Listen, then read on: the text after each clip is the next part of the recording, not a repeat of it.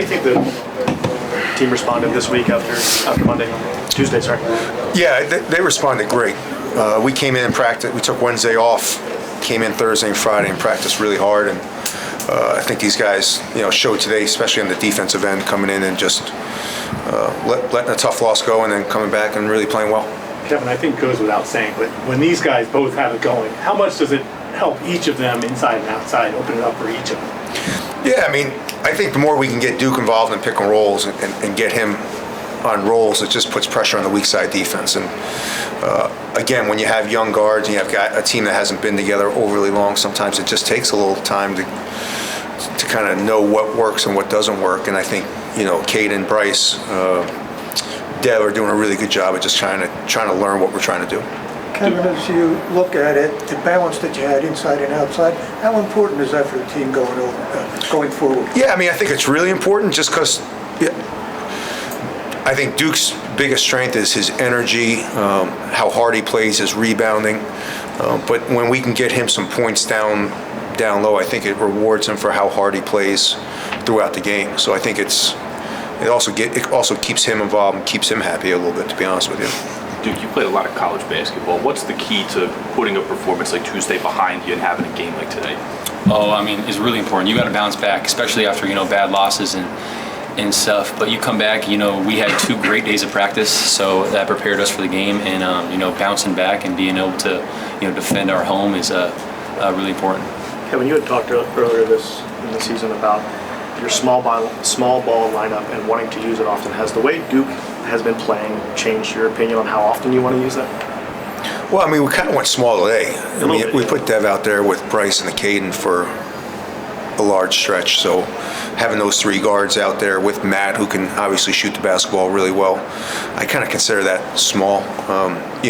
Tough to go small when you got like Corhern out there, a veteran guy that's big. So I thought they did a good job. Duke 8 of 8 today, real soft touch around the rim. What's the key? You really seem to have a knack for scoring from close range. What's the key to being able to finish from close range with all those big guys crashing in on you? I've been practicing it since I was a little kid, but I give it credit to guards like Bryce, hitting me down low, being able to find me deep in the paint to those easy touches around the rim. So I give credit to my guards too. Bryce, how much does it help you when Duke's going? You guys are able to work that 2-man game that seems to open up some space for you as well. I'd be happy to pass the ball to Duke on how hard he works on both sides of the ball. So it definitely frees me up and it frees him up. So it's great. Bryce, it seems like you haven't had any, coming up a level of the Big East. You hit 87 3-pointers, James Madison last year, and maybe some people were like, well, it's going to be a step up level. But from the first game on, it has not been. What was your mindset coming here, and why have you had so much success? I would just say in my preparation, you put the work in, it's going to show on the court. So I just give it all to that. Coach, 20 assists and just 3 turnovers today. Offensively, passing the ball, what was working today for that to happen? Yeah, I think the 2 big things is, again, when I talked about you have young guards, just getting them to understand what works and reading defenses. We saw a monster drop coverage at Michigan. Something that these guys have never seen. They've never seen that size. So to go through that drop and now come into kind of what we've seen with a little bit more switching. So I think just getting used to what the defense is giving them. And I think that's just being a little patient and just letting them understand and kind of say, and we still need to do a much better job when teams are switching on us, but they're getting there. I think they're starting to understand what to look for. Would you talk about the significance of just 3 turnovers in this game and what that meant? Yeah, that's pretty good. How good? Yeah, it's really good. The defensive rebounding issues tonight was fluky or just?